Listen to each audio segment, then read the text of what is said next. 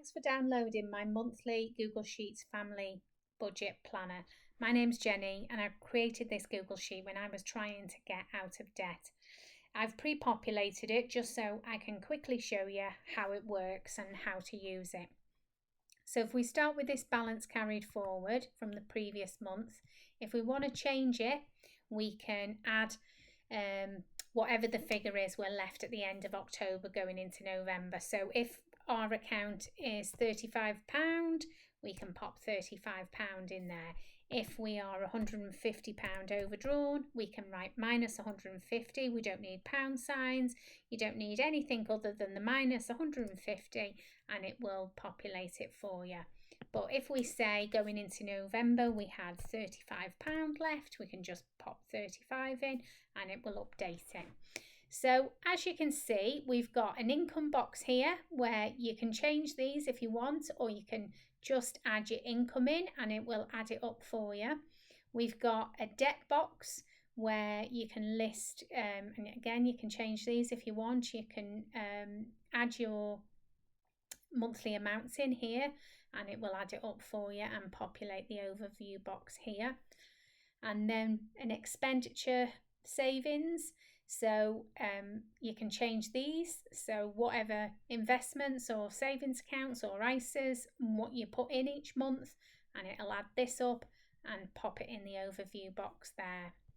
If we scroll down to expenditure needs, so these are all your absolute essentials. So again, I've pre-populated it just to show you, but if you want to change them, you can just add them. They'll all be 0 on the one you've downloaded. But if you just want to add the values in, you can, and it will add it up for you and pop it in the overview box at the top. And then we've got an expenditure entertainment. So this is anything over and above your absolute bare essentials here. So eating out, takeaways, days out, cinema, TV subscriptions and so on. You can populate them here, or if you've got other things, you can list them here and pop the monthly amount you spend on them there. We've got an expenditures extras, so childcare, hobbies, insurance, pets, smoking, vaping, fitness, sports, gym, so anything else. You've got space here and you've got space here. And then we've got an expenditure sinking funds. Well, I hadn't heard this term up until a couple of years ago, but it's essentially where you got to pay for something larger, so you save it up, save a monthly amount each month. So for example, Christmas, if you know you're going to spend £1,800 on presents and food and going out during that Christmas holiday, you might want to pop 150 away, and over the year it will save up the £1,800, so you're not struggling at Christmas to make those larger purchases and that bigger spending budget. So it's a really useful way. We do it with holidays, and you can do it with anything, and you can change these accordingly depending on what you're saving for. And then finally we've got our debt amounts, so any personal loans or credit cards you might have, on car finance agreements, and then also any savings accounts that you've got, any junior savings, and again you can change these according to what you spend your money on. And what that does is then populate this overview box and in a colour coordinated table of where your money goes, and it feeds into the summary box of your total income minus your total expenses and what you've got left to spend. So this month, for example, you might think, oh well, I've got a bit more there, so maybe I'll pop a bit more in the high yield savings account, and I'll pop a bit more in there, and I'll pop a little bit more in the kids savings account, and maybe I'll go out for an extra meal, I'll pop a little bit more there for eating out. And then you've sort of allocated your money where you're going to spend it for the month of November. So what happens now with this colour coded overview, it feeds in to this pie chart which shows where your money is going. So if we just look at this here, we've got expenditure needs. So this is all in green. This is all things that we absolutely need month by month. And we've got 52.3% of our expenditure. Now, what most of us are finding is this is getting bigger and bigger each year as the cost of living is getting higher and higher. Our debt here shows us just under 15% going on debt, which of course is affecting how much we spend on like entertainment and all the extras that we want. Here we've got 15% of our income going into savings, which is great, so that's a real positive. And then we've got 8.4 going in sinking funds and 3.7 in extras for expenditure. So this all looks pretty okay, except for this debt. So we might decide, well, actually, that's quite big. So what I'd like to do over the next year or two is try and decrease some of these debt payments and make some overpayments to try and get rid of them. What I found was when I put it all in black and white, I thought, gosh, how would my life look if I got rid of this payment, and what could I be doing with that money? Well, I could be saving more, I could be going on maybe more holidays, but whatever it is for you, by putting it in black and white, it just helps us see where our money's going. So as a little added bonus to this, I've added a sinking funds debt tracker. So here you can record your sinking funds over the course of the year. You can add them as and when you make those payments, and then over the year it'll show you the totals that you've saved. It could be that you get a bonus in June and you might put a little bit extra in there, or wherever it might be, and you can it'll add it all up for you. Then underneath the sinking funds tracker for the year, there's a debt tracker for the year, which can, again, so what payments you've made off your debt and how much you've paid off in total over the year.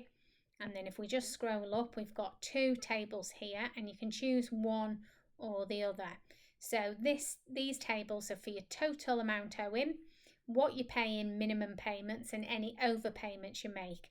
And there's two distinct differences between these two methods of paying off debt. This one is called the debt snowball, where we list our debts in order from smallest to largest. And the theory behind it is that if you make overpayments to your smallest debt to get rid of it, then the minimum payment that you are making on that can then go towards the next smallest debt and help you pay that one off quicker, and so on. And by doing it this way, there's like quick wins, getting rid of the smaller ones, which sort of help you stay on track.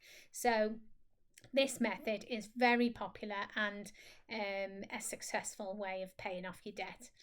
Now, this method is the debt avalanche method, and this method is particularly good if you've got loads of high interest debt. Now, it's really important that if you've got higher interest debt, that you're just aware that if you pay off the debts with the highest interest rate first, then you're going to save yourself money in the long run.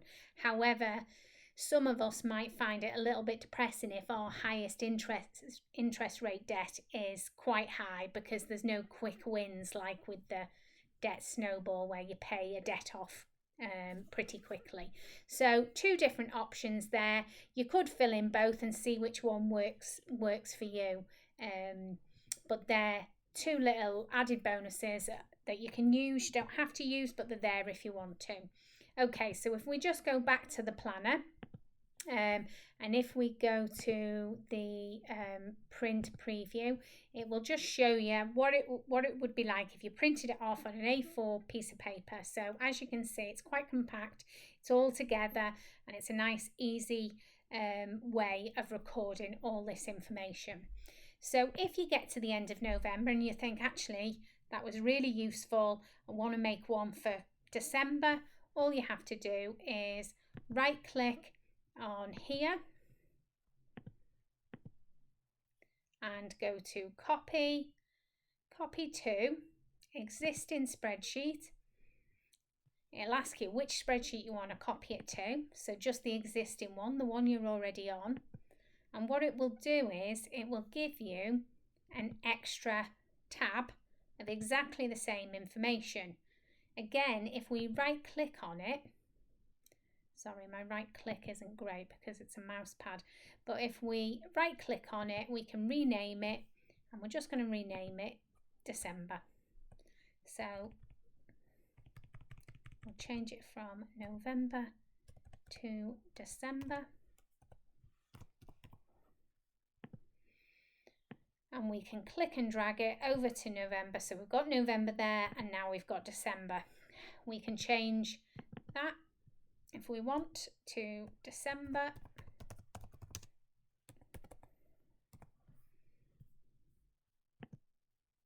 And we can set about changing the figures to suit the month of December. It might well be they're going out a bit more, so you need to save money elsewhere.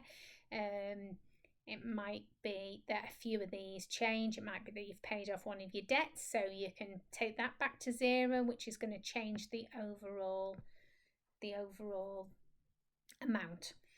Okay, so thanks so much for listening, and I hope this has helped.